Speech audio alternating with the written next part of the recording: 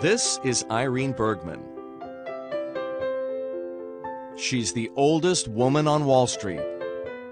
I started there in 1942 during the war.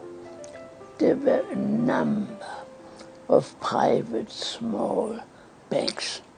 Bergman just turned 100. She's been working at the same New York-based firm, Stralem Co, since 1973. And she still manages money for clients. She covers, her fees on her accounts cover everything, including her office, which is right next door to her. She wouldn't have it any other way.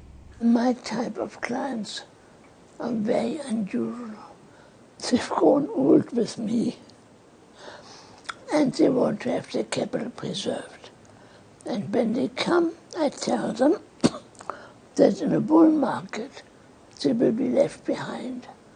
But in a bear market, they will be better off. If you're not a bull, how would you describe yourself? A super conservative investor due to my age. Age and experience. Bergman has seen just about every fad in finance come and go. She doesn't know about alphas and betas and deltas and all that kind of nonsense that people bring up these days. Bergman grew up in another era, decades before anyone ever heard of a .com or CDO squared.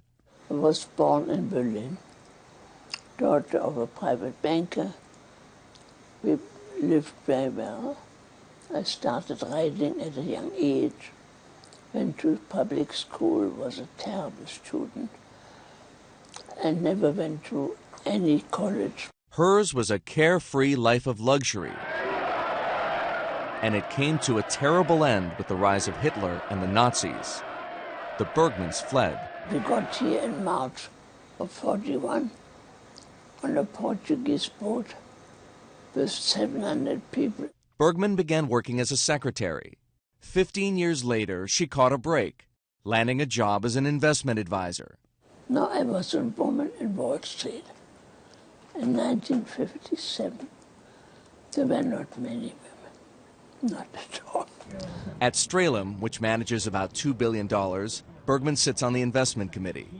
She stopped going to the office a few months ago, after an illness. Now she works out of her apartment, surrounded by fine 17th century paintings and antique furniture her family stored during the war. Colleagues say she exudes a rare patience and discipline. She will not say anything while everybody else is arguing, and then all of a sudden, incisively, she will speak and cut right to the heart of the issue. What do clients say about Irene? Her clients recognize that she's not always easy, that she will tell it like it is whether the client wants to hear it or not. And they laugh sometimes at that, but they ultimately respect it. Is this you? Bergman never thought she'd live to 100, let alone be working at this age. Yet she still has one regret. I always wanted to be a trader. Why did you want to be a trader? Fun.